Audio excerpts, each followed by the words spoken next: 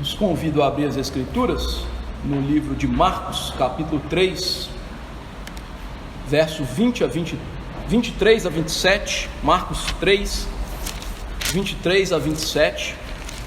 Este é o nosso segundo sermão acerca do pecado imperdoável, a blasfêmia contra o Espírito Santo.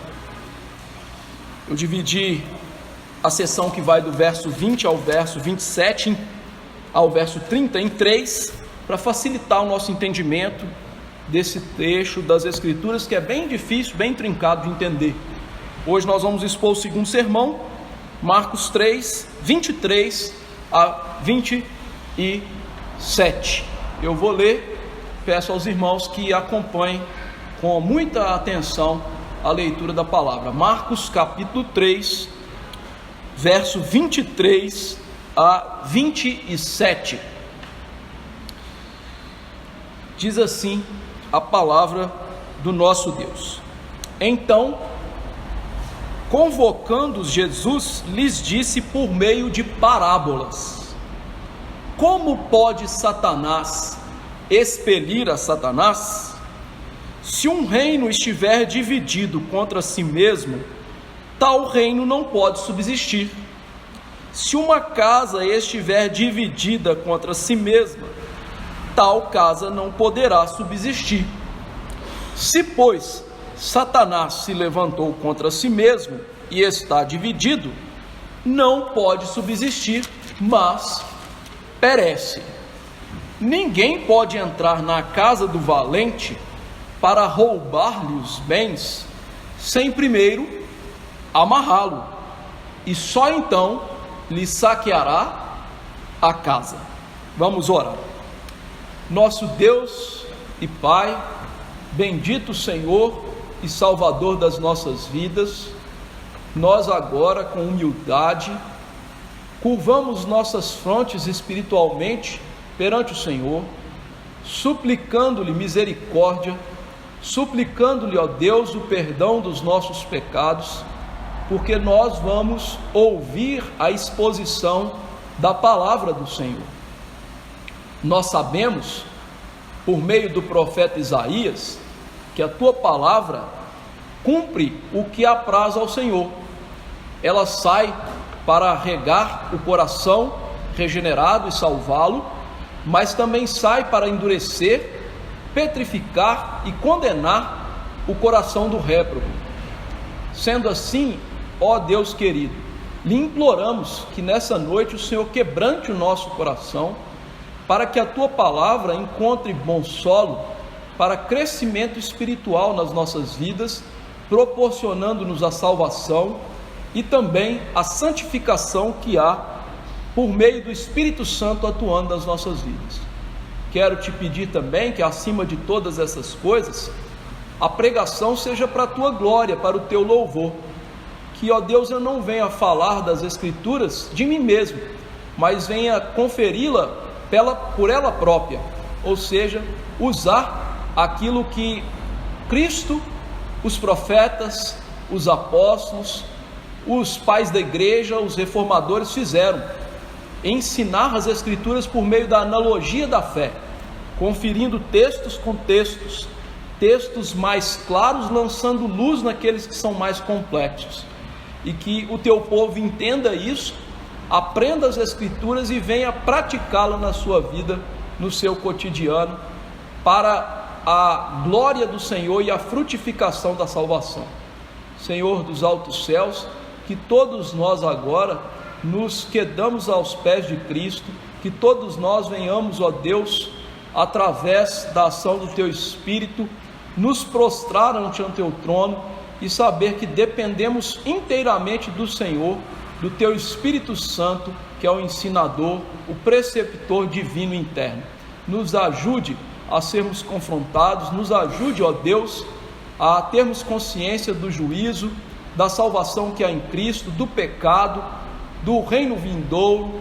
Dai-nos a tua graça, eu te imploro. Eu suplico ao Senhor essas coisas, sabendo da minha pecaminosidade, da minha pequenez, mas eu lhe oro em nome de Jesus, uma vez que Ele está agora ante ao teu trono, à tua destra, sempre orando por nós, e por isso pode-se salvar completamente aqueles que achegam a Ele. E é nessa confiança que oramos. Amém. Queridos irmãos, sei que alguns de vocês não têm acompanhado as pregações de Marcos até aqui, então vou dar um breve resumo. O livro de Marcos, ele foi escrito com um propósito triplo, respondendo 3 perguntas básicas para os cristãos da época de Marcos, sobretudo os cristãos romanos que receberam esse livro em primeira mão. Marcos queria mostrar quem era Jesus, o que Jesus veio fazer e o que nós podemos fazer para seguir a Jesus, como seguir Jesus. Marcos, logo de cara no seu evangelho, nos mostra que Jesus é o Filho de Deus, o Salvador, e ele vai provar isso com diversos testemunhos. Lá no capítulo 1 ele prova que Jesus é o Filho de Deus por meio do testemunho profético, por meio do batismo de Jesus, em que Deus dos altos céus fala que Jesus é o Filho dele. Ele prova através da mensagem de Jesus, que era uma mensagem de arrependimento e fé, que era a mensagem bíblica, o Evangelho da salvação. Depois Marcos mostra que Jesus tinha uma autoridade ímpar para pregar o Evangelho, depois sobre os demônios. E no findar do capítulo 1, Marcos elenca várias curas impossíveis para qualquer ser humano realizar, demonstrando claramente que Jesus era de fato Deus, o Salvador. No capítulo 2, Marcos nos fornece mais algumas provas, mostrando que Jesus tinha uma capacidade que é exclusiva de Deus, que é perdoar pecados. Então Jesus tinha poder e autoridade para perdoar pecados, portanto ele só podia ser Deus. Qualquer outra possibilidade estaria excluída. Logo em seguida, Marcos nos mostra que por Jesus ser Deus e perdoar pecados, Marcos elenca para a gente que tipo de pessoas Jesus perdoa pecados. Ou seja, aqueles que de fato pela ação de Deus reconhecem-se pecadores, aqueles que não se acham bons demais para Jesus, aqueles que acreditam que precisam do perdão, ao contrapor os judeus que achavam assim: a gente não precisa desse homem aí para perdão de pecados. Todo o capítulo 2, depois desta maneira de Marcos nos mostrar que Jesus perdoa pecados e quem Jesus perdoa pecados, Jesus vai ser visto pelos judeus como um mau religioso, como alguém que não seguia as regras farisaicas, então ele não podia ser um bom religioso.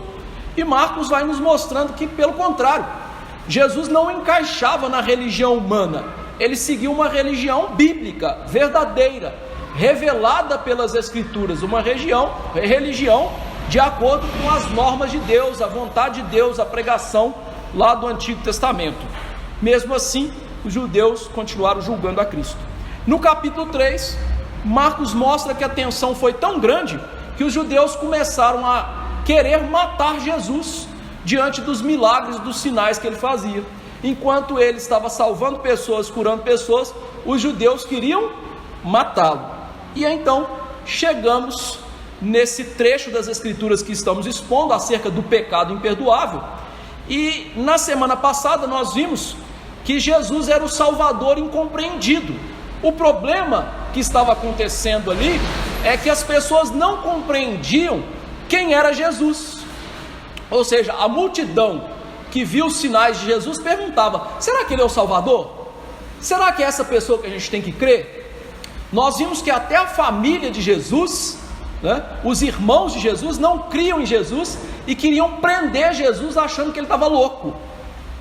E por fim, nós vimos que os fariseus estavam acusando Jesus de expulsar os demônios pelo poder de Satanás. Então Jesus era um Salvador incompreendido. O nosso texto segue, e o que nós vamos observar hoje nos versos 23 a 27? A obra de Jesus. O que Jesus veio fazer? Jesus veio para destruir as obras do diabo. Quantas pessoas não entendiam quem era Jesus, Jesus agora vai falar o que ele veio fazer. Então Jesus veio para destruir as obras do diabo. Mas como é que ele vai ensinar isso? Nos versos 23 a 26, Jesus vai refutar o pensamento dos escribas e fariseus que ele estava expulsando os demônios pelo poder de Satanás. Diz o nosso texto aí no verso 23: então, convocando-os, Jesus lhe disse por meio de parábolas: como pode Satanás expelir Satanás? Depois da família de Jesus, dos irmãos dele que não criam nele, da sua mãe que queria protegê-lo, depois dos fariseus que acusavam Jesus de estar endemoniado, Jesus agora vai se defender. E é interessante que Jesus aqui vai defender o seu bom nome, ou seja, ele vai colocar a sua boa fama, o seu bom nome em evidência. Curiosamente, quando Jesus faz isso ao defender o seu bom nome, Jesus está mostrando todo o seu tino, toda a sua consciência religiosa, porque ele está mostrando aqui uma ativa lucidez. Cristo está agindo aqui de acordo com o 9º mandamento.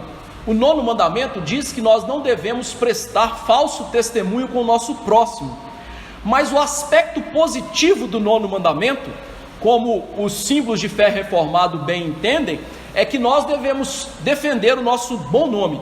Diz o 9º mandamento segundo o Catecismo de Westminster: o 9º mandamento exige a conservação e promoção da verdade entre os homens, a manutenção da nossa boa reputação e do nosso próximo, especialmente quando somos chamados a dar testemunho. Então veja, Jesus aqui, ao defender o seu bom nome, ele está fazendo isso que os nossos símbolos reformados entenderam, o que é viver de acordo com o 9º mandamento. Ou seja, ele estava promovendo a verdade, dizendo apenas a verdade, quem ele era, o que ele veio fazer, o que eles estavam errados. Ele estava aqui defendendo o seu bom nome de acusações falsas de que ele era um endemoniado, e ao fazer isso, ele mostra a capacidade espiritual que ele tinha e a vivência que ele tinha em despertamento para viver de acordo com a palavra de Deus. É muito curioso ver aqui que Jesus se defende mostrando, pelo contrário, os judeus que eram religiosos e que se achavam bons demais, é que na verdade não viviam a palavra de Deus. Ele, pelo contrário, ao ser acusado de uma falsa religião, ao ser acusado de viver por Satanás, estava mostrando: não, eu vivo segundo as normas de Deus, eu vivo segundo o discernimento espiritual da palavra de Deus, e aqui por isso é que ele está se defendendo. Então Jesus aqui dá uma prova implícita de que ele de maneira nenhuma podia estar expulsando demônios, podia estar sendo usado por Satanás, porque havia uma prova cabal da sua prática de que ele amava a Deus e seguia a palavra de Deus. Ou seja, defender-se das falsas acusações, defender o seu nome e promover a verdade. Lembrando, queridos irmãos, que segundo Romanos 7:22, no tocante ao homem interior, Paulo disse: eu tenho prazer na lei de Deus. A evidência de uma verdadeira regeneração, de uma verdadeira vida para com Deus, é conhecer os mandamentos de Deus e viver os mandamentos de Deus. Então a primeira prova que Jesus não era um endemoniado é: ele está vivendo a palavra de Deus. E curiosamente isso forma para nós aqui um paradigma. Ou seja, aqueles que vivem os mandamentos de Deus é que de fato são verdadeiramente crentes. Os verdadeiros crentes, eles conhecem a palavra de Deus, eles conhecem os mandamentos de Deus e eles vivem os mandamentos de Deus. Foi isso que Jesus ensinou em João 14:21. Ele diz que aquele que conhece os mandamentos dele e os guarda, esses são aqueles que o amam. Ou seja, amar a Deus se prova através de uma vida por meio dos mandamentos de Deus, conhecidos e aplicados no cotidiano. E aqui Jesus então demonstra isso. De maneira nenhuma ele tinha parte com Satanás, ele amava a Deus, ele obedecia a Deus. Em segundo lugar, Jesus tem outra defesa implícita ao convocar as multidões. Isso aqui no texto de Marcos não fica claro, mas no texto de Mateus e Lucas, isso fica claro que era uma defesa. Por quê? As pessoas que estavam acusando Jesus de ser endemoniado, eles não estavam na mesma cena que Jesus. Jesus tinha acabado de curar um endemoniado, surdo e mudo, e além disso cego, segundo os dois textos de Lucas e Mateus, e lá, distante dele, estavam os fariseus, pensando no coraçãozinho deles e murmurando baixinho. Ora, esse homem aí é um endemoniado. Jesus, então, pelo seu espírito, percebe o que estava acontecendo. Lá em Mateus 12, diz o seguinte o texto: mas os fariseus, ouvindo isso, murmuravam, falavam baixinho: este não expele demônios, senão pelo poder de Beelzebul, maioral dos demônios. Jesus, porém, conhecendo-lhes os pensamentos, disse: todo reino dividido contra si mesmo ficará deserto. E pastor, como que isso é uma defesa de Cristo em relação a ele não ser um endemoniado? Simples, Jesus conhecia o pensamento dos seus acusadores, e isso é uma prova de Jesus que ele não era um endemoniado. Por quê? O diabo, queridos irmãos, é uma criatura de Deus. Sendo uma criatura de Deus, há atributos de Deus que não foram comunicados a ele.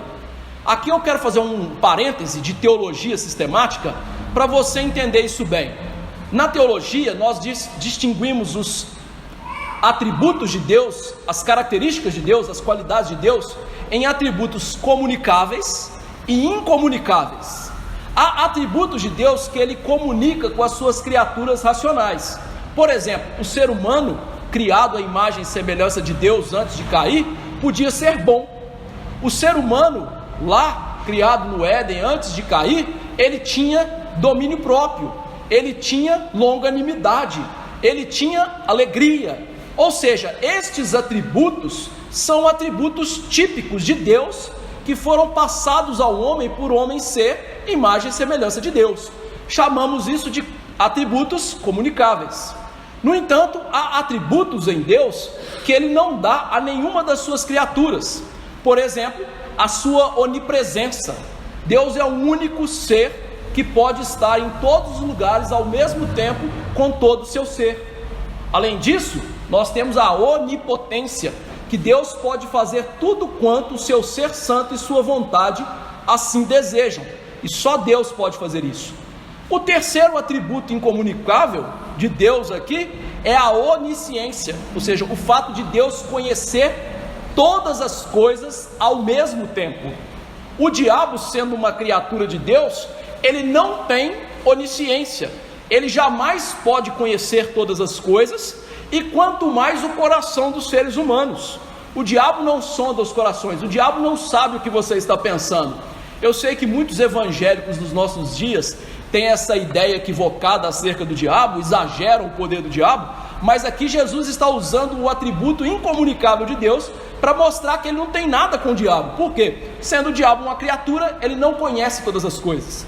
A Bíblia ensina que o único que é capaz de sondar o coração e conhecer todas as coisas é Deus. Assim diz Jeremias 17:10, diz o seguinte: eu, o Senhor, esquadrinho o coração, eu provo os pensamentos, e isso para dar cada um segundo o seu proceder, segundo o fruto das suas ações. Quando Jesus convoca aquelas pessoas que estavam longe dele e que estavam tendo pensamentos sobre ele, ele está mostrando: eu e Satanás não temos nada a ver, eu estou fazendo algo que só Deus pode fazer, eu conheço o que tem no coração de vocês, então isso é uma prova cabal de que eu sou Deus, e eu não sou o diabo, e eu não tenho nada com o diabo. Este é um dos argumentos aqui implícitos, chave para a argumentação de Jesus. Eu sou Deus. Parem de pensar e murmurar no coração de vocês. Percebam o quão ridículos vocês estão sendo ao pensar essas coisas. Eu conheço o que vocês estão pensando. E quando Jesus chama esses acusadores para perto dele, para lhes ensinar essas coisas, meus irmãos, Jesus está mostrando quão maravilhoso ele é. Porque Jesus, ele não está aqui só defendendo o seu nome, mas ele está aqui agindo com bondade. Jesus não precisava aqui chamar aquelas pessoas para defender o seu nome. Jesus não precisava de confrontá-los nos seus pensamentos. Mas quando Jesus faz isso, ele está ali exercendo a sua bondade para aquelas pessoas, não deixando-as à mercê dos seus pecados. A bondade de Cristo convoca aqueles pecadores para confrontá-los nas posições teológicas. Isso é bondade de Jesus. É a bondade que, por exemplo, nós crentes provamos sempre quando nós vamos ler as Escrituras e lá nos deparamos que certos conceitos da nossa fé, certas práticas das nossas vidas estão equivocadas. Jesus está ali provando a sua bondade para conosco, mostrando no que estamos errados. E é isso que Jesus está fazendo aqui, expondo o coração daqueles pecadores para que eles entendessem o seu pecado e os deixassem, apesar deles não quererem isso. E veja, queridos irmãos, Jesus, ao fazer isso, ele dá aqui uma amostra do que ele faz para conosco em relação à nossa salvação. Jesus, quando nos salva, a primeira coisa que ele nos faz é expor o coração. Quem é o ser humano? Quem somos nós diante dele? A salvação começa por compreender que nós somos maus, que nós estamos num caminho transviado, que nós estamos andando longe de Jesus, que nós estamos caminhando para a punição eterna. E isso só pode ser feito por meio da ação da bondade de Cristo. Nenhum ser humano vai passar a enxergar sua pecaminosidade, sua morte espiritual, sua vida de pecados, se não for pela ação de Jesus. Jesus tem que vir a nós, abrir os nossos olhos, descortinar o nosso entendimento para que entendamos quem somos e o que precisamos, a salvação por meio dele. Então, o argumento de Jesus ao se defender tem aqui a pitada da bondade de Deus, mostrando: olha, vocês podem se arrepender, saibam o que vocês estão pensando de errado. A segunda maneira de Jesus se defender aqui, por assim dizer, são duas parábolas que Jesus conta. Parábolas são pequenas histórias que possuem uma verdade espiritual essencial. As parábolas, a gente tem que tomar cuidado com elas na sua interpretação. Por quê? O que elas querem ensinar é uma moral, um objetivo final.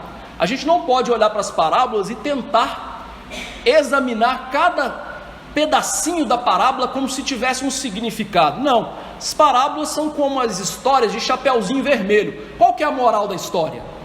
É isso. Imagine se você fosse ouvir uma história do Chapeuzinho Vermelho e começasse assim: a história passa por uma floresta. Floresta quer dizer a maldade do homem. O lobo engole a vovozinha e o Chapeuzinho. Isso aí quer dizer que o mundo opressor nos engole. Não tem nada a ver, a moral da história não é essa. A gente não pode interpretar parábola, historinha assim, dessa maneira. Então as parábolas de Jesus eram uma metodologia simples para que eles entendessem o quê? A moral da história, o objetivo que ele queria ensinar. E veja que parábolas tinham duas, digamos assim, duas propostas muito claras.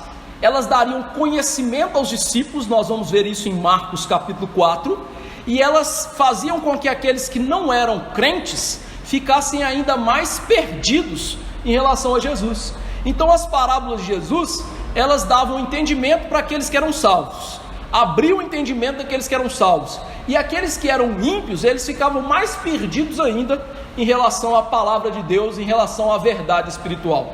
Agora vamos ver as duas parábolas que Jesus conta. A primeira parábola é de um reino. Se um reino estiver dividido contra si mesmo, tal reino não pode subsistir. A primeira parábola de Jesus mostra que se um reino for dividido, ele não pode permanecer de pé. Eu quero que você imagine isso comigo. Imagine que nós façamos parte de um reino e o nosso rei quer tomar posse de uma terra estrangeira e ele sai com boa parte do seu exército. Mas os que ficaram para trás odeiam esse rei e querem suplantar o seu poder. O rei está longe, está combatendo, está ganhando as batalhas, e lá dentro do seu reino, meu amigo, já são os inimigos que estão reinando, tomando a situação. Quando ele ouve saber das notícias e chega em casa, o que vai acontecer? Guerra, problemas. E o que vai acontecer com as pessoas desse reino? Muitos vão morrer. É capaz do reino se acabar. A gente tem muitos exemplos disso da história, de reinos que chegaram ao ocaso, quase acabaram, e reinos que ficaram extremamente enfraquecidos. Por exemplo, na época das cruzadas, você já deve ter ouvido falar da história do Robin Hood, né? O rei lá do Robin Hood era um rei verdadeiro, Ricardo Coração de Leão, que lutou contra Saladino, lá nas terras do Oriente. Mas os parentes de Ricardo Coração de Leão queriam tomar o seu reino. Quando voltou, meu amigo, foi quebra-pau, e o reino quase acabou. Eu poderia citar também aqui a Guerra Civil Americana. Depois que os Estados Unidos conquistaram a sua independência, eles começaram a se digladiar e quase que foi para o buraco. Então Jesus estava ensinando aqui uma coisa básica: se um reino tiver divisões internas e lutar entre si, ele não pode permanecer de pé, ele vai se automutilar, se autodestruir. Em segundo lugar, ele usa a parábola de uma casa, e aí vocês vão entender por que ele usa um reino e uma casa. Diz ele no verso 25: se uma casa estiver dividida contra si mesma, tal casa não pode subsistir. A segunda parábola se refere a uma casa, uma família. E aí você pensa, numa família dividida, que confusão que é. E aqui eu quero mais uma vez abusar da imaginação suas. Imagine numa casa que todos estejam divididos. O marido quer ter bons carros, boas roupas, a mulher quer ter uma boa casa, os filhos querem ser perdulários e gastar dinheiro com viagens e prazeres. O que vai acontecer com essa casa? Uma briga generalizada está instalada ali. O pai briga com a mãe, os filhos brigam com os pais, todos querem os seus direitos, não abrem mão. Resultado: divórcio, filhos que brigam com os pais e não conversam com os pais. E é interessante que essa é a sorte de muitas famílias hoje.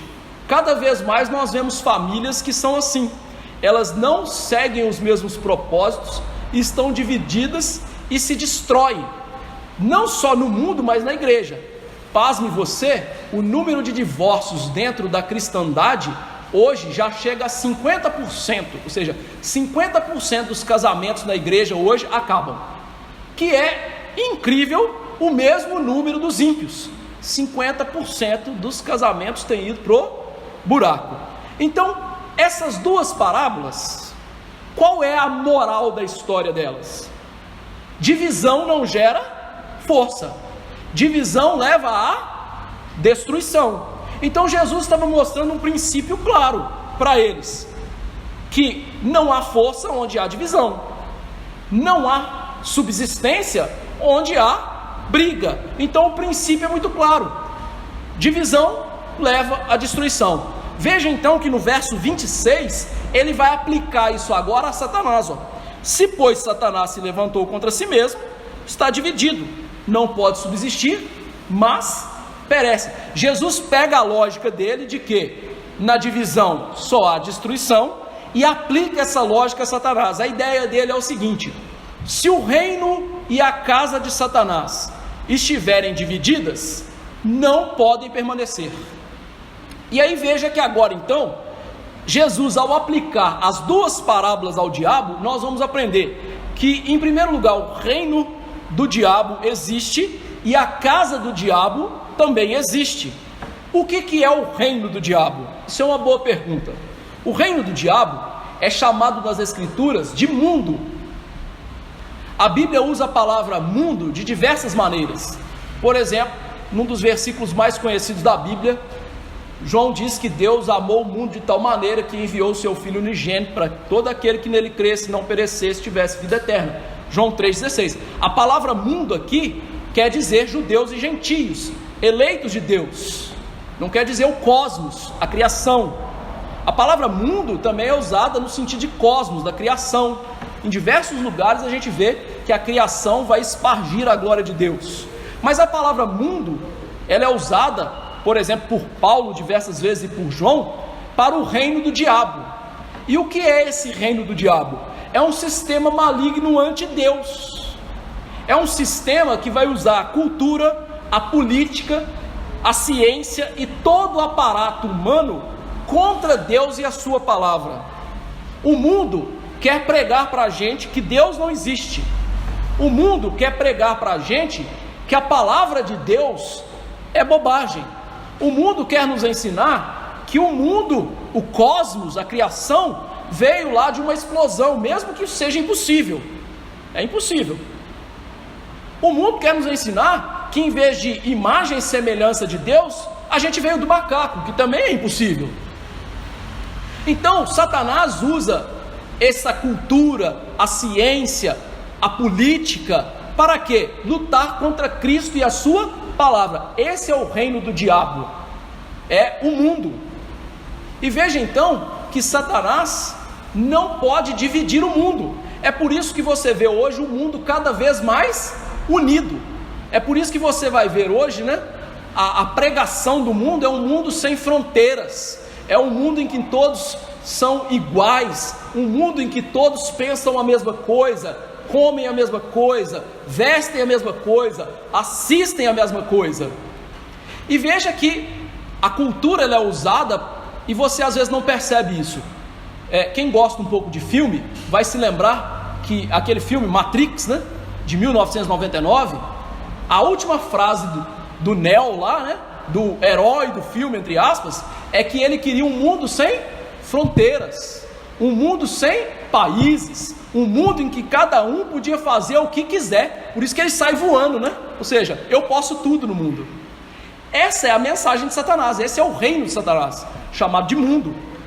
Só que Satanás também, no seu reino, tem uma casa. Quem é a casa de Satanás? A casa de Satanás são os demônios e aqueles que vivem de acordo com o mundo. Os demônios obedecem a Satanás e todos os seres humanos que não creem em Cristo, mesmo que sejam religiosos, seguem a Satanás e são casa de Satanás. Eu vou lhes provar isso através de João 8,44. Eu vou ler só a primeira parte do texto, porque a segunda parte depois eu vou precisar dela.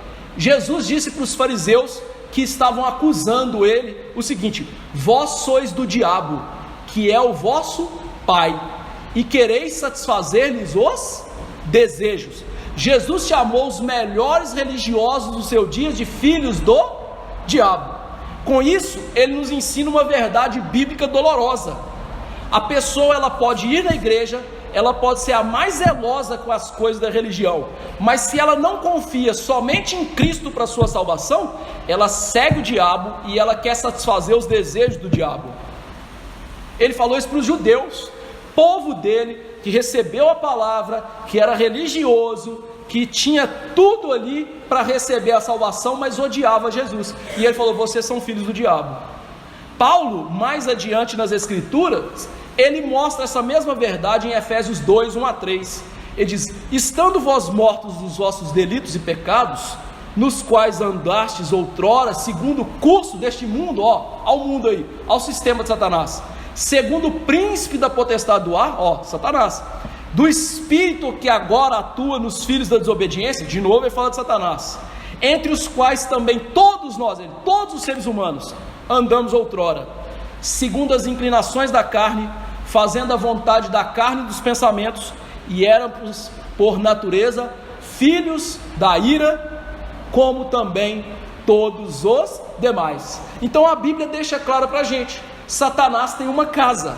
A casa de Satanás são os demônios e todos os seres humanos que não creem em Jesus. Então, a partir desse raciocínio lógico, o que Jesus vai mostrar para os fariseus? Se ele, Jesus, trabalha para Satanás, o reino de Satanás, que é o mundo, e a casa de Satanás, que são as pessoas desse mundo, os demônios, eles entrariam em ruína. Ou seja, era um absurdo lógico que eles estavam pensando, um raciocínio que era uma falácia lógica, não tinha sentido lógico nenhum, que ele estava ajudando o diabo através de atrapalhar o diabo. Eu vou dar um exemplo simples aqui que eu pensei agora na minha mente. Imagine que você esteja precisando de emagrecer uns 10 quilinhos, e aí, né, o seu cônjuge vai dizer: eu vou te ajudar. Aí você acorda de manhã, ele faz o café da manhã, né? Cachorro quente e Coca-Cola. Aí chega no almoço, você tem lasanha. No café da tarde é croissant. À noite, a janta, né, é canelone. E para você dormir, você vai comer um pudim. Ele está te ajudando? Ele está te destruindo. Ou seja, o que Jesus está falando é isso. Se eu estivesse trabalhando para Satanás, a casa de Satanás e o reino de Satanás estariam em ruínas. Em segundo lugar, Jesus ensina então, a partir desse exemplo lógico, que Satanás jamais pode fazer o bem às pessoas. Segundo a Bíblia, Satanás é pura maldade. Ele é matador, ele é assassino. Lembra lá de João 8,44 que eu li, que Jesus falou com os fariseus que eles eram filhos do diabo? A segunda parte do versículo diz: Satanás é homicida desde o princípio, jamais se firmou na verdade, porque nele não há verdade. Quando ele profere mentira, fala do que lhe é próprio, porque é mentiroso e pai da mentira. Então Jesus estava ensinando para eles o quê? Que Satanás é homicida. Ele deseja o mal das pessoas, aprisionar as pessoas. Satanás quer que as pessoas sofram. Satanás quer levar os seus súditos para o inferno. O diabo não tem a menor vontade de fazer o bem às pessoas e libertar as pessoas do seu domínio. Ele jamais deixaria, portanto, então, um dos seus súditos fazer o bem às pessoas. Se um demônio estivesse ajudando as pessoas, esse demônio não estava lutando por Satanás. Significava que ele iria destruir a Satanás. Então, a segunda parte do argumento de Jesus é: Satanás não pode fazer o bem, ele só faz o mal. E tudo que Satanás quer fazer é o mal às pessoas, mesmo que ele lhes engode, mostrando que ele lhes quer bem. Por isso, meus irmãos, Satanás quer encher as pessoas de bens, de prazeres. Por quê? Porque os bens, os prazeres, eles nos tornam cegos para as coisas. Então Satanás faz o mal enchendo as pessoas de coisas que elas querem. Então a pessoa quer ter várias mulheres, ele vai lhe dar várias mulheres. A pessoa quer ter várias casas, vários carros, ele vai dar isso. Por quê? Porque ele sabe que a pessoa que estiver envolvida nessas coisas, ela não vai procurar a Deus. Parece que está fazendo bem, né? Mas está igual o exemplo lá do gordinho querendo emagrecer. Está matando. Satanás é assim. Em terceiro lugar, quando Jesus aplica essa lógica, ele mostra que Satanás não era louco. Ou seja, ele não divide suas forças, ele quer dividir os adversários, mas ele sempre junta forças para lutar contra o reino de Deus. E nós temos um exemplo bíblico disso aqui, dado pelo apóstolo Pedro. Lá em Atos 4, 26 e 27, Pedro, depois da perseguição que os apóstolos sofreram, ele disse o seguinte: levantaram os reis da terra e as autoridades, ajuntaram-se a uma contra o Senhor e contra o seu ungido, porque verdadeiramente se ajuntaram nessa cidade, ou seja, Jerusalém, contra o seu servo Jesus, o qual ungistes, Herodes, Pontos Pilatos, com gentios e gente de Israel. Mas pastor, mas como é que esse texto prova que Satanás junta forças contra o reino de Deus? Simples. Quem que fez essa coalizão? Judas, que estava possesso de Satanás e entregou Jesus para os judeus, que por sua vez entregaram para os romanos, que por sua vez, junto com os judeus, crucificaram Jesus. Ou seja, Satanás sempre vai juntar forças para lutar contra Jesus e contra o reino de Jesus. Ele nunca vai dividir as suas forças. O que ele vai fazer é usar esse mundo com a sua política, com a sua cultura, com a ciência, com tudo que ele tem contra Jesus. Interessante isso. Ele nunca vai usar o mundo contra si mesmo. Eu vou dar um exemplo bobo aqui. Eu sou um sujeito que eu gosto muito de documentário. Às vezes eu assisto uns documentários que não prestam. Tem um lá na History Channel que chama Astronautas Antigos. É uma coisa assim, balizado no livro do Erich von Däniken, que dizia que os deuses que a gente conhece, na verdade, eram todos extraterrestres, alienígenas. Ele começa a colocar em xeque várias teorias, por exemplo, do Big Bang e tudo mais, do surgimento do homem na Terra. Só que a resposta deles contra tudo isso é o quê? Alienígena. Olha como que Satanás, ele usa tudo para ocultar a verdade. Então, já que você não consegue acreditar que o mundo veio através de uma explosão, que o homem veio através de um processo evolutivo natural, que ele veio do macaco, então você pode acreditar que o mundo veio através de alienígenas e o ser humano veio através de alienígenas. Mas veja, independentemente de qualquer argumento que ele usa, o que ele está fazendo? Enganando. Satanás sempre vai usar todas as forças possíveis contra o reino de Deus. Por isso Jesus está mostrando, olha, como vocês fariseus são bobos em acreditar que o diabo está fazendo bem e ajudando pessoas. A pergunta então é, o que Jesus está fazendo? O verso 27, agora ele vai mostrar o que ele estava fazendo. Ninguém pode entrar na casa do valente para roubar os bens sem primeiro amarrá-lo, e só então lhe saqueará a casa. Então Jesus vai mostrar que a obra dele não era ajudar Satanás, a obra dele era destruir as obras do diabo. Jesus vai contar aqui uma terceira parábola. A terceira parábola de Jesus é muito conhecida da gente que é brasileiro, né? Acostumado com assalto, com gente invadindo casa para roubar as coisas. Jesus mostra que um ladrão, ao entrar numa casa e lá dentro tem uma pessoa valente, esse ladrão, para roubar as coisas da casa, o que ele tem que primeiro fazer? Render quem está na casa, não é? Imagine que um ladrão entre na casa de um lutador de MMA, né? De um lutador de boxe, de um lutador aí de Kung Fu, qualquer que seja a luta. Essa pessoa vai falar assim, ladrãozinho, por favor, entra aqui, ó, tem uma televisão aqui, 42 polegadas, 8K que eu acabei de comprar, pode levar. Ele vai fazer isso? Ah não, tá vendo ali, ó, meu celular fica ali, ó, o cofre com as joias da minha esposa fica ali atrás. Uma pessoa faria isso? De jeito nenhum. A pessoa que é valente, o que ela faria? Lutaria, tentaria se defender, tentaria matar o ladrão. Então Jesus está usando essa linguagem para mostrar o quê? Quando alguém que é valente entra na casa de um outro valente, para roubar os bens, ele tem que amarrar aquela pessoa, manietar aquela pessoa, impedir que ela se defenda. E aí, o que Jesus quer dizer com isso? Em primeiro lugar, Jesus está mostrando que Satanás é um valente. Jesus não nega o poder de Satanás. Jesus não nega de maneira nenhuma que o diabo seja poderoso. Eu sei que infelizmente hoje há muitos crentes que estão brincando com o diabo. Muitos crentes hoje acreditando que tem poder acima do diabo e são mais poderosos que ele.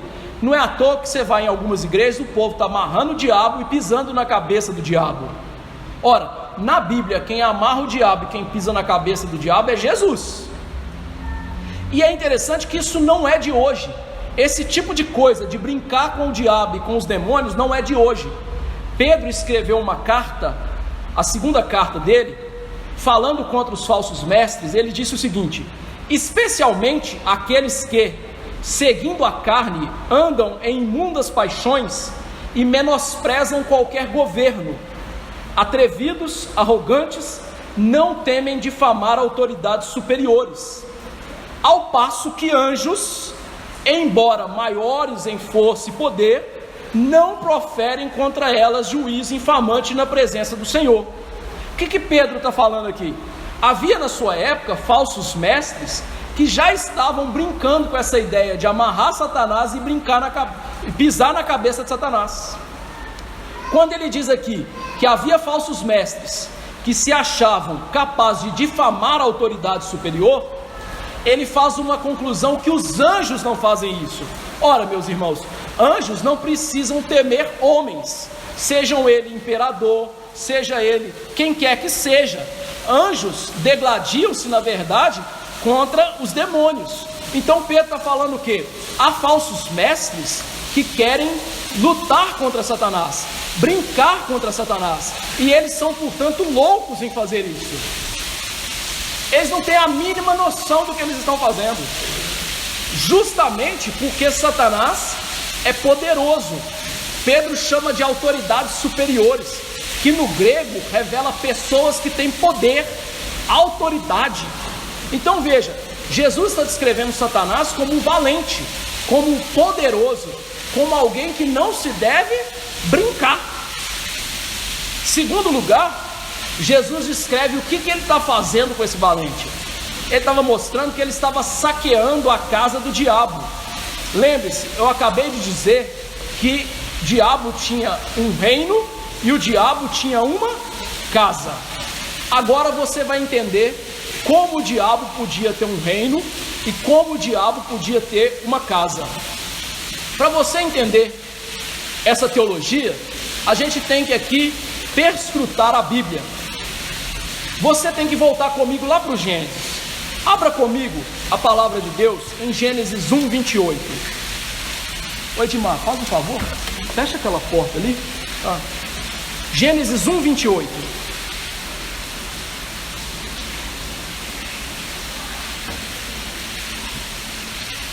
Gênesis 1, 28 diz assim a palavra: e Deus os abençoou e lhes disse: sede fecundos, multiplicai-vos, enchei a terra, sujeitai-a, dominai sobre os peixes do mar, sobre as aves dos céus e sobre todo animal que rasteja pela terra. Ou seja, quando Deus criou o homem, Deus lhe deu alguns dos seus atributos. Um dos atributos que Deus deu ao homem, de maneira limitada e menor, foi o atributo de soberania. Ou seja, Deus deu o poder do homem ser o príncipe dessa terra. Tanto que no livro de Gênesis, quem dá nome aos animais é o homem. Então significa o quê? Quem que é rei nessa terra, sendo representante de Deus nessa terra?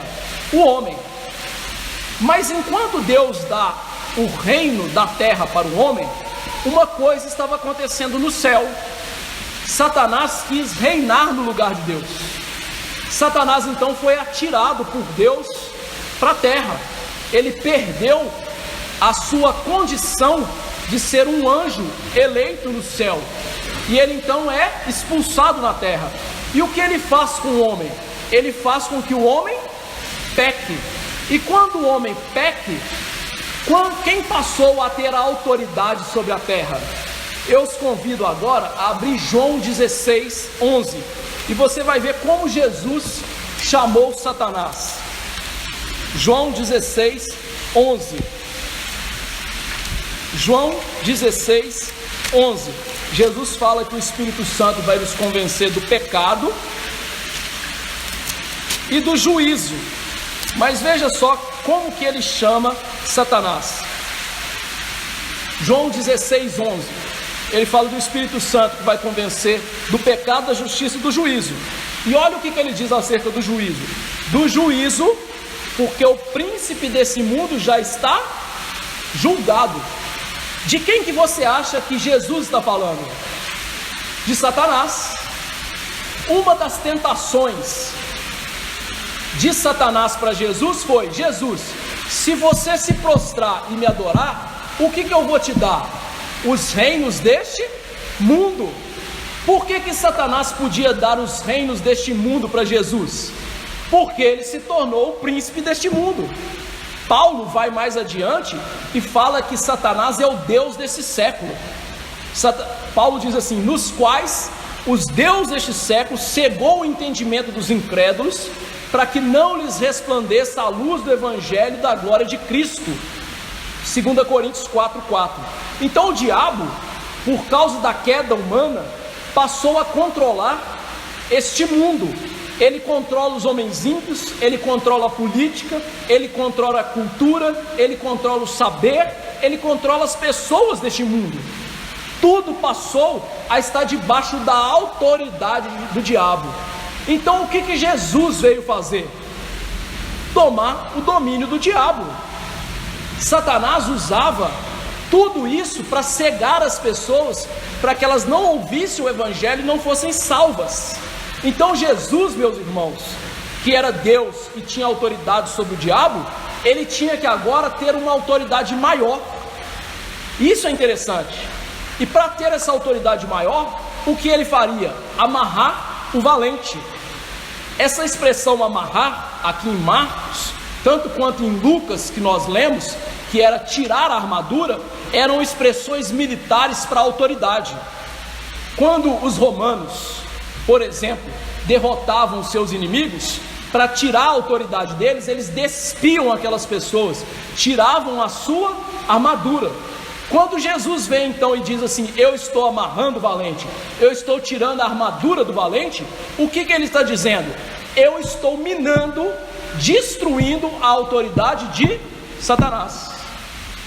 Os autores reformados, sobre esse termo amarrar, dizem o seguinte: amarrar o valente significa que Jesus conseguiu derrotar Satanás, de forma que o poder do diabo foi rompido. Ele não tem mais autoridade para reinar. A expressão não significa que Satanás não haja, ele é o valente, ele continua na sua luta e resistência, como foi exemplificado no ministério de Jesus e das igrejas mais tarde. Jesus aqui não dá nem mesmo mandamento para os seus crentes para amarrar a Satanás e expulsar demônios. Com essa parábola ele está ilustrando que a sua vinda inicia a vitória de Deus sobre as forças do mal. Então o que Jesus está explicando com essa parábola é: eu estou tomando a autoridade de Satanás. Nós lemos isso lá em Apocalipse 20, que João viu um anjo amarrando Satanás.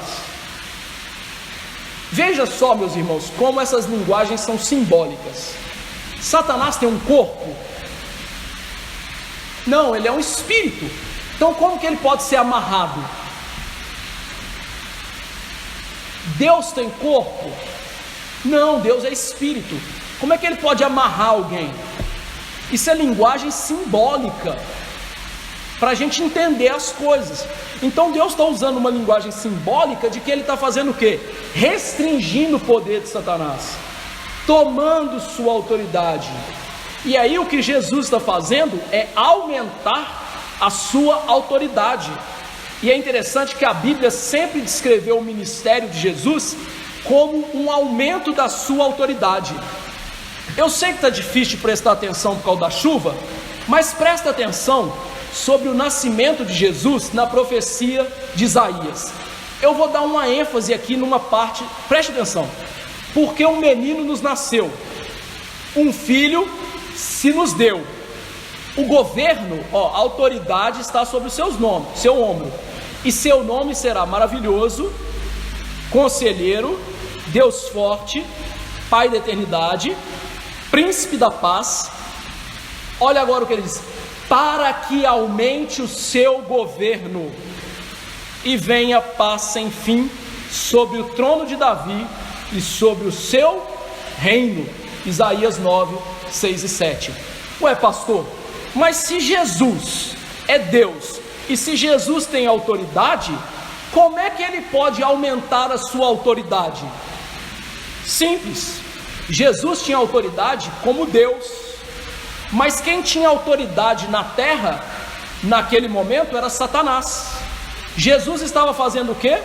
Tomando a autoridade de novo como Deus homem. Ou seja, ele estava tirando a autoridade de Satanás por causa da queda e transmitindo a ele mesmo. Por isso a briga de Jesus com Satanás é uma briga cósmica por autoridade. Há um autor da nossa igreja que escreveu um livro inteiro para provar isso que eu estou explicando aqui em poucos minutos. Ou seja, ele está derrotando Satanás em cada cura, cada obediência a Deus, cada libertação, cada pregação, e mais do que isso, na cruz. Por isso Paulo diz em Colossenses 2,15, lá na cruz, Jesus despojou os principados e as potestades. Despojou, tirou o despojo, tirou o direito deles, e publicamente os expôs ao ridículo, triunfando dele na cruz. A linguagem de Paulo interpreta o que Jesus está dizendo, ou seja, Jesus derrotou Satanás, roubou-lhe a autoridade. Quando Jesus aparece aos seus discípulos depois da ressurreição, o que ele diz? Toda a autoridade me foi dada aonde? No céu e na terra. Percebeu? Que ele está explicando o que ele fez com Satanás. Amarrar o valente significa o quê? Eu tenho toda a autoridade agora. Como Deus, no céu, mas como Deus homem na terra. Em quarto lugar aqui, nós aprendemos que Jesus então tinha a partir de agora, e o seu ministério, toda a autoridade sobre o Satanás, porque ele era mais valente do que Satanás. Ou seja, Jesus está provando pelo seu argumento que ele é mais poderoso do que o diabo. E ser mais poderoso do que o diabo, consequentemente, ele tinha que ser Deus. No Antigo Testamento, meus irmãos, nós vemos algumas vezes anjos encontrando com o diabo. E quando esses anjos encontraram com o diabo no Antigo Testamento, eles disseram para o diabo: o Senhor te repreenda, ó Satanás. Mas quando Jesus, que é Deus, homem, aparece, o que ele faz? Eu te amarro, Satanás. Perceba a diferença de poder e de autoridade. Os anjos tinham que pedir a Deus. Jesus, que é Deus, ele não tem que pedir a ninguém. Ele tem poder sobre o diabo. Por isso, meus irmãos, a gente não precisa temer o diabo. Por isso a gente não precisa viver com medo do diabo, porque Jesus é mais forte do que o diabo. E como eu já disse, Lutero costumava dizer que o diabo é um cão na coleira de Deus. Ou seja, Jesus tem todo o poder sobre ele. E em quinto e último lugar, e aí é bênção para nós, porque se Jesus está tomando os bens de Satanás, qual era o bem de Satanás que nós vimos? As pessoas, os homens, as almas perdidas. Jesus está falando: eu estou saqueando o reino de Satanás, ou seja, eu estou salvando pessoas. Pelo poder do Espírito Santo, Jesus estava salvando pessoas, tirando o domínio de Satanás, progressivamente alcançando seus eleitos, tirando eles lá debaixo da servidão de Satanás para si. E isso é maravilhoso, porque todo ser humano, mesmo pequenininho ali, nasce já debaixo do poder de Satanás. Davi disse que ele nasceu pecador, e se ele nasceu pecador, nasceu morto em delito de pecado, ele nasceu debaixo do poder de Satanás. Paulo, no texto de Efésios que nós lemos, ele diz que ele, junto com os seus leitores, estavam debaixo do poder de Satanás antes de Jesus. Mas Jesus vem justamente fazer isso, tirar os eleitos de Deus do poder do diabo, salvar pessoas do poder do diabo, e por isso ele é mais forte do que ele. E aí, meus irmãos, como é que Jesus faz isso hoje? Pelo poder da pregação. O autor William Hendrickson, ele diz o seguinte: Satanás está sendo progressivamente e continuar a ser destituído dos seus bens, ou seja, a alma e o corpo dos seres humanos, e isso por um majestoso programa missionário de Jesus. Quando nós lemos o livro de Lucas, Jesus enviando 70 missionários para a pregação, eles disseram que eles estavam felizes porque pessoas estavam sendo salvas, e Jesus disse: vocês deveriam ficar felizes porque o nome de vocês está no livro da vida. Mas ele complementou e disse: eu vi Satanás caindo como um relâmpago, mostrando o quê?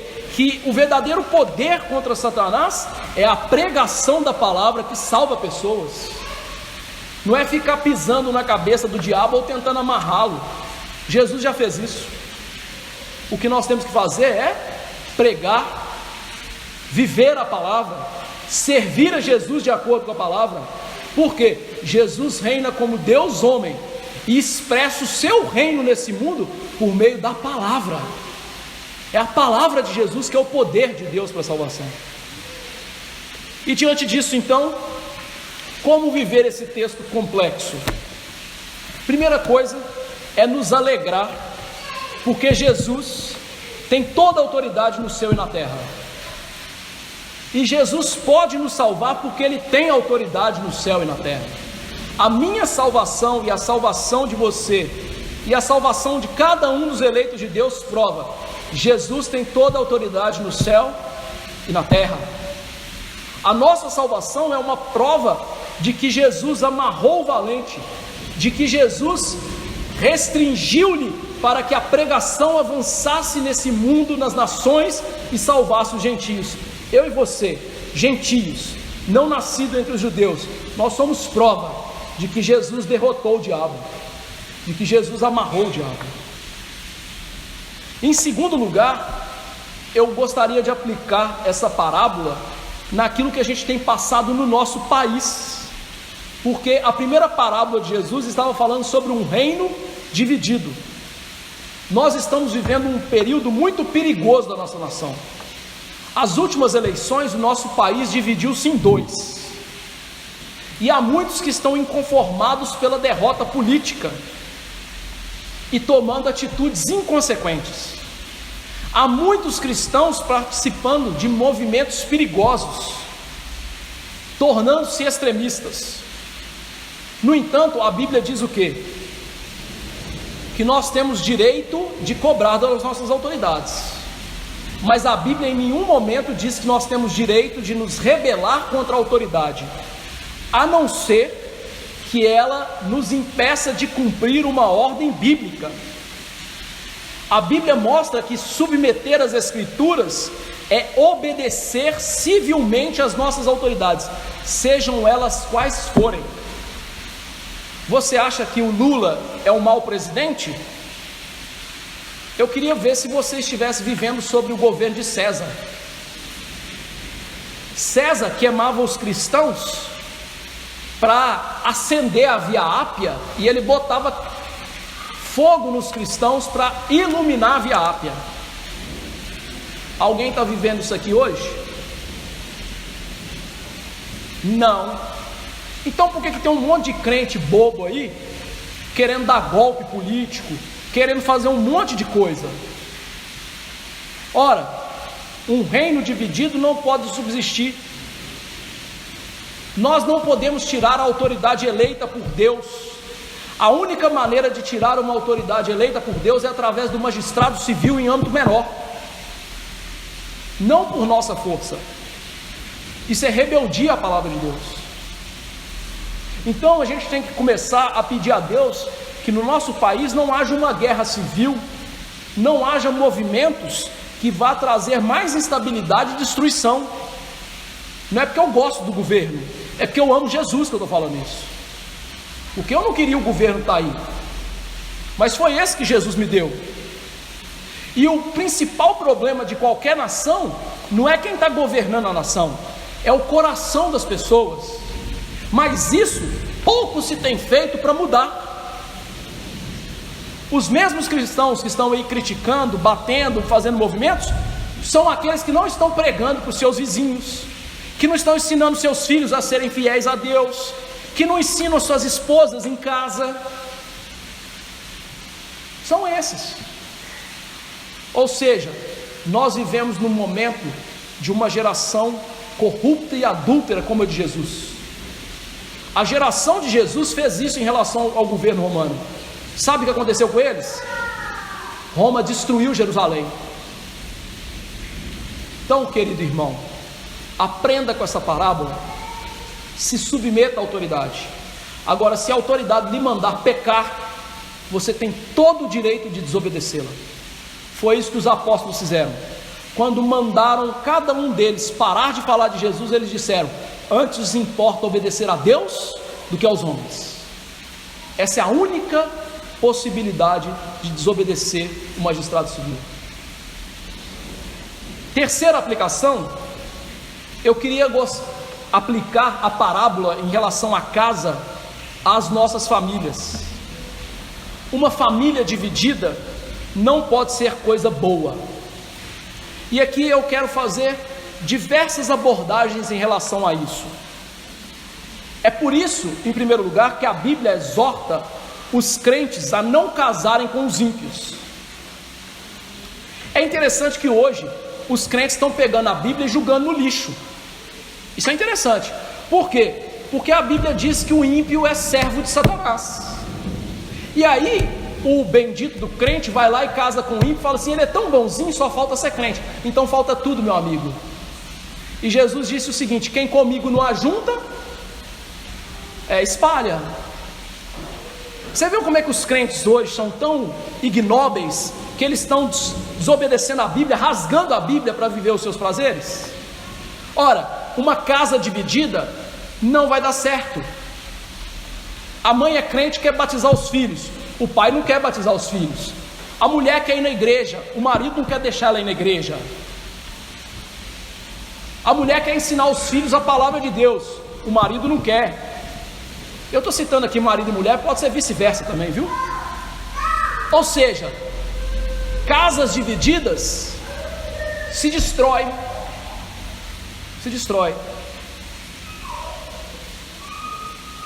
Existe ainda, né, uma família de papel. O que é a família de papel, pastor, que você inventou aí? Daqueles que são supostos crentes, vivendo como supostos crentes, mas quando você observa a vida deles, eles não estão juntando a Cristo, eles estão dividindo a Cristo. Você pode visitá-los, você pode perguntar para eles, quais são os seus propósitos de vida? E eles jamais vão dizer, o avanço do reino, a pregação da palavra, ensinar os nossos filhos segundo a palavra e viver para Jesus. Uma família dividida destrói a igreja. Por isso Paulo lá em Efésios 3,14 chama a igreja de família de famílias, ou seja, a igreja é composta por famílias, e famílias supostamente crentes destroem a igreja, e é por isso que as nossas igrejas estão do jeito que estão, destruídas. Por quê? Porque os homens não querem assumir o seu papel de governar a casa, as mulheres não querem entender que na Bíblia elas são submissas aos seus maridos, e os filhos não querem obedecer aos papais. Família destruída, igreja destruída. É isso. Tente viver em paz assim. Impossível. Então, se você, por uma circunstância, de ser ímpio e depois se converteu e o seu cônjuge não fez isso, isso não aconteceu, procure não ceder ao pecado. Procure ser crente lá na sua casa, mostrando a essa pessoa que você ama mais a Jesus do que ela. Procure conhecer a vontade de Deus e viver. Não é garantia que Deus vai salvar a sua família. Ele pode fazer ou não fazer, mas a sua obrigação é viver a palavra dentro da sua casa. E mesmo assim você vai viver numa família dividida. Conte com a misericórdia de Deus. Isso aqui também tem uma aplicação em relação àqueles que são crentes, mas estão em desenvolvimentos diferentes da fé cristã. Imagine, a gente sabe aí que as mulheres hoje estão desenvolvendo mais rápido que os homens, Imagine uma mulher de 25 anos casando com um menino de 18. A cabeça da mulher de 25 anos já tem um quê de maturidade, Um menino de 18 só pensa em figurinha de futebol, videogame, coisa do tipo. Vai prestar? Não vai.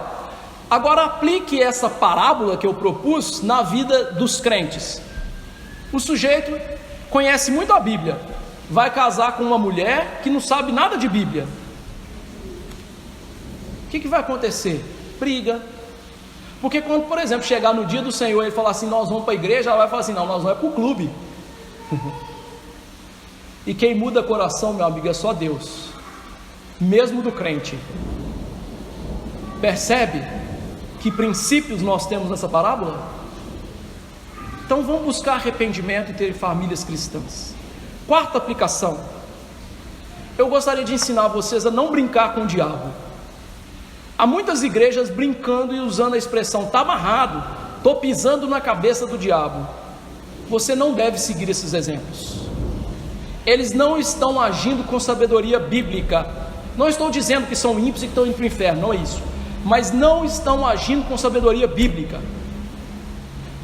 E quando você puder, exorte essas pessoas a parar com isso. Por quê? Porque isso é blasfêmia. Como que isso é blasfêmia, pastor? Ora, isso é algo que Jesus fez. Se você fala que é capaz de fazer algo que Jesus fez, isso se chama blasfêmia. Então, quando você vê um irmãozinho aí querendo amarrar o diabo e pisar na cabeça do diabo, leve ele lá em 2 Pedro, capítulo 2, 10 e 11 que eu li, e fala assim, vem cá meu amigo, Vem cá, nem os anjos têm coragem de fazer isso com o diabo. Quem é você para fazer isso? Quem fez isso foi Jesus.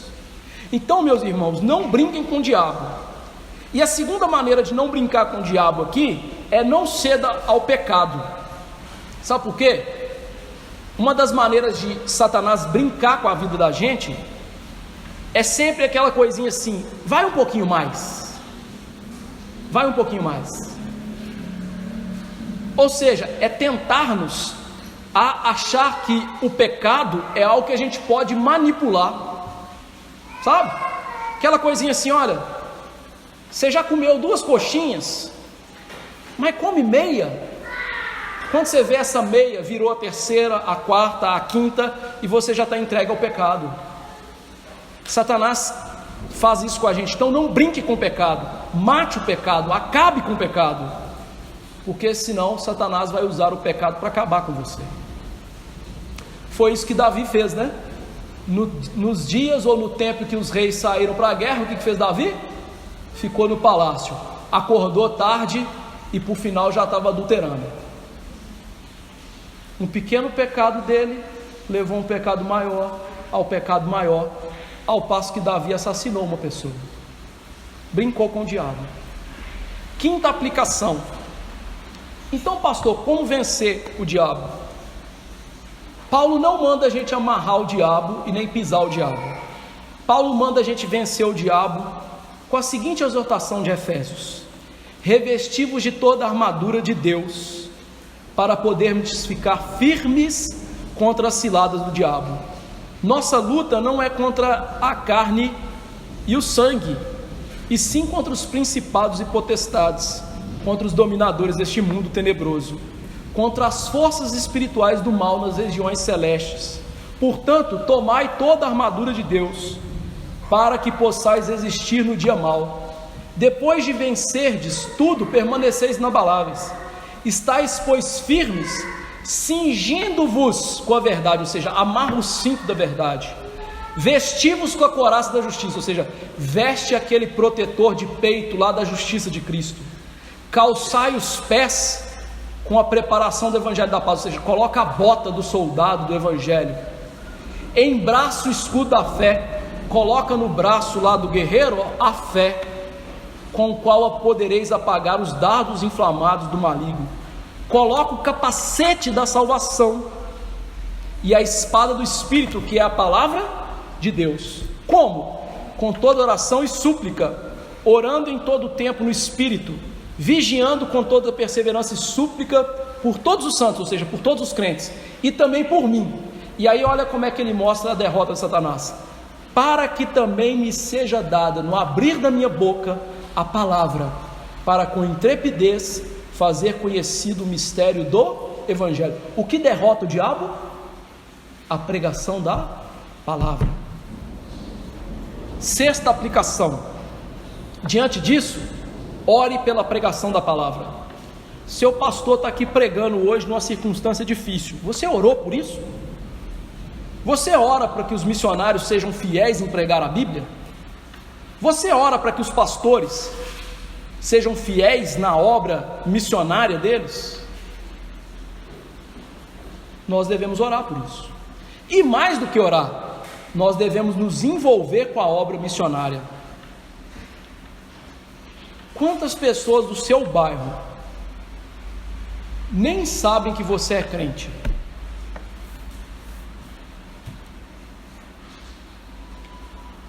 Aqui a gente não tem o hábito de viver em prédio, né? Mas em Belo Horizonte, às vezes tem um prédio lá com 20, 30 apartamentos, tem um crente lá e ninguém sabe que ele é crente. Onde é que está a obra missionária, mas? Sétima aplicação. Esse texto, apesar de tudo, pode nos animar. Por quê? Jesus está libertando todos os eleitos da mão do diabo. Há pessoas nas nossas famílias que estão presas pelo diabo. Então nós podemos orar e pedir: Deus, livre-os se forem eleitos do Senhor. E um dia Jesus vai libertar o próprio cosmos da ação do pecado. Por isso que a Bíblia termina em novos céus e nova terra. Então esse texto em que Jesus amarra Satanás e Jesus toma a autoridade do diabo, é um texto que nos dá paz e segurança, porque o fim da história é novo céu e nova terra com Jesus. Nós não vamos estar mais sob a influência de qualquer maneira do valente, mas daquele que é mais valente, Jesus, o Rei, o Salvador. E a última aplicação, eu tirei do J.C. Riley e eu quero ler. Diz o seguinte: as duas primeiras parábolas de Jesus nesse texto nos fazem aprender o princípio de que onde há força, não há divisão, e onde há divisão, não há força. Essa verdade, entretanto, não tem recebido suficiente consideração pelos crentes. Em nenhum outro ponto, o abuso do direito de interpretação individual da Bíblia tem produzido grandes males. O que ele quer dizer? A reforma protestante diz que todo crente tem o direito de ler a sua Bíblia e interpretar. Só que isso tem gerado grandes males. Em que sentido? Cada um fala, essa é a minha interpretação e eu estou com a razão. E às vezes não é a interpretação verdadeira da Bíblia. Por isso, as divisões existentes entre os cristãos são uma das grandes debilidades da igreja. Elas com frequência absorvem energia, tempo, poder, que deveriam ser melhor gastas em atividades mais importantes como a atividade missionária. Tais divisões fornecem inclusive aos incrédulos excelentes argumentos contra o cristianismo e sua veracidade. As divisões que existem dentro de uma igreja e dentro das igrejas ajudam o diabo. Na verdade, Satanás é o principal promotor das divisões religiosas. Eu quero contar aqui, abrindo um parênteses na explicação dele. Você sabia que uma igreja presbiteriana rachou porque algumas pessoas queriam que fosse um cálice único na ceia e as outras queriam cálicezinhos individuais? Rachou a igreja por causa de uma idiotice dessa. Que diferença faz você tomar num cálicezinho individual ou num cálice único? De onde vem isso? Satanás e o coração corrupto do homem. Então, visto que Satanás é incapaz de extinguir o cristianismo, ele se esforça para os crentes contenderem uns com os outros e levantarem as mãos contra os seus próprios irmãos. Ninguém sabe melhor do que o diabo que dividir é conquistar. Tanto quanto depender de nós, resolvamos evitar diferenças, dissensões e disputas no campo religioso. E esses pastores aí que vão para a internet brigar uns com os outros, e às vezes por coisa tão idiota, tão besta. No dia tinha dois brigando aí por causa de psicologia. Idiotice pura. Sintamos aversão, abominação às divisões, porque isso é uma praga que assedia as igrejas. É muito fácil nós confundirmos escrúpulos mórbidos com a boa consciência. É muito fácil confundirmos zelo por ninharias da palavra com o zelo em torno das verdades da palavra. Nada justifica o afastar-se de uma igreja, a não ser o desvio do verdadeiro evangelho. Que nós aprendamos com isso. Ou seja, o que justifica a gente deixar uma igreja ou afastar-se de uma igreja? O desvio do evangelho. Que Deus nos ajude a viver isso. Vamos cear? Vou chamar o Edmar e o Bruno aqui à frente para me ajudar.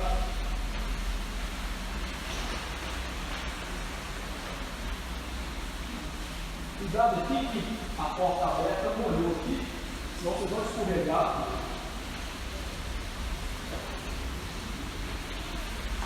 Meus irmãos, Mateus 26 a 30 diz assim: quando comiam, tomou Jesus o pão e abençoando, partiu e deu aos discípulos, dizendo: tomai o meu corpo. A seguir tomou um cálice, tendo dado graças aos discípulos, dizendo: bebei dele todos, isso é o sangue da nova aliança derramado a favor de muitos para a remissão dos pecados. Digo-vos que desta hora em diante não beberei deste tipo da videira, até aquele dia que eu hei de beber novo convosco no reino de meu Pai. Tendo cantado um, saíram para o monte de Deus. Interessante que não há momento de maior comunhão na igreja do que a Santa Ceia. O culto na Santa Ceia. Tanto que essa é a festa da comunhão. Ou seja, esse é o momento que a gente mais vê a comunhão dos santos. Nosso mundo hoje acha, né? Evangélico, acha que comunhão dos santos é sempre na casa do outro, comer churrasco, não.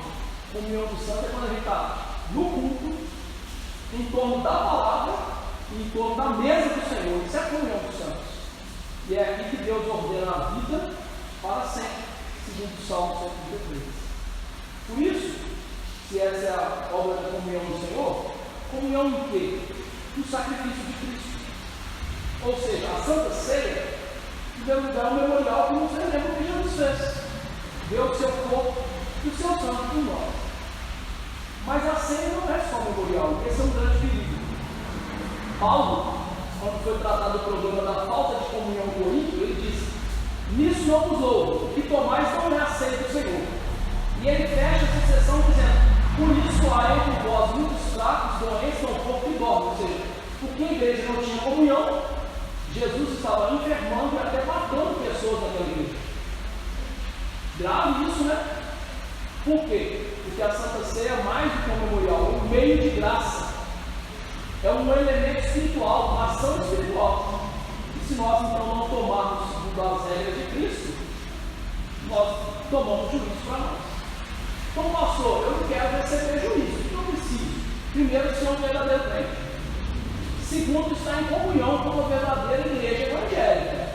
Ou seja, uma igreja que tem um verdadeiro evangelho, que crê no Pai, no Filho, no Espírito Santo, que os três são um único Deus, que nós nascemos do pecado, que nós precisamos da graça de Jesus para nos salvar.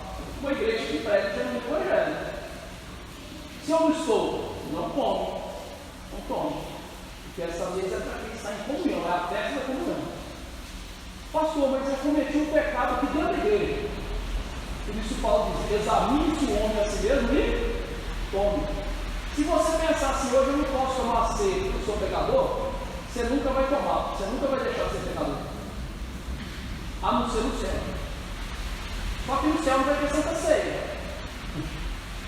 Então, Jesus manda, por meio de Paulo: examine-se e tome. Confesse seus pecados. Saiba que você é pecador, que você não é digno, mas tome. E por fim, esses elementos, eles não mudam. Isso aqui é pão e suco, pão e vinho. Não mudam. Mas é pelo Espírito Santo que a gente recebe graça. Diz Calvino que nesse momento não é Cristo que bate. O Espírito Santo nos leva espiritualmente para o céu para cear com Jesus. É o momento da Santa Ceia. Banquete espiritual do céu. Graças a Deus por isso. Vamos orar então. Senhor Deus Todo-Poderoso, eu agradeço pela tua palavra e agora a palavra do Senhor, por assim dizer, encenada, que é a Santa Ceia. O Senhor sabe que todos nós aqui somos pecadores. Por isso eu quero te implorar a tua misericórdia, que o Senhor permita que participemos sem tomar juízo, mas tomando graça e força espiritual nas nossas vidas. Nos abençoe, Deus. Eu te imploro que nesse momento o Senhor tire esses elementos do uso comum para o uso espiritual. Eu sei que eles não vão mudar, nem consubstanciando, nem transubstanciando. Serão os mesmos, mas que o teu Espírito use a nossa fé para nos alimentar da realidade espiritual. Que nós somos um com Cristo. 2, Jesus nos deu uma nova aliança no seu sangue. E terceiro, que nós temos comunhão com Ele na sua morte e na sua ressurreição, por causa da união mística com Cristo Jesus, nosso Salvador. E que isso nos alimente de tal maneira que sejamos fortalecidos contra a cilada de Satanás, contra os pecados e para viver segundo as Escrituras da verdade. Nos dê graça, Senhor, em nome de Jesus. Amém. Na noite que o nosso Senhor foi traído, Ele tomou o pão, partiu, deu graça e disse: esse é meu corpo, que é dado por vós. Fazer isso em memória de mim. Aqueles que forem tomar os elementos, por favor, se coloquem de pé quando os irmãos forem aproximando, para que eles saibam quem vai tomar a Santa Ceia do Senhor.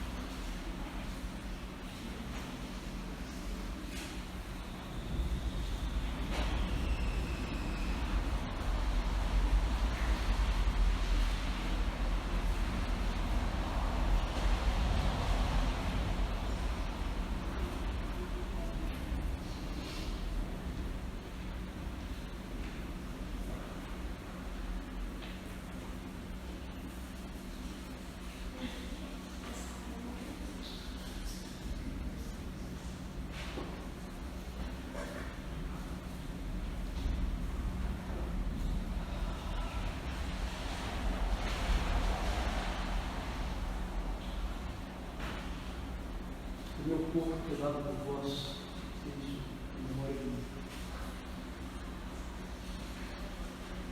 Por semelhante modo, meus irmãos, nosso Senhor, depois de haver ceado, também tomou o cálice, dizendo: este é o cálice da nova aliança no meu sangue. Fazer isso todas as vezes que nos reunires em memória de mim. Então, portanto, aqueles que comeram do pão também devem tomar do cálice do nosso Senhor, participar dos dois elementos da ceia do nosso Senhor.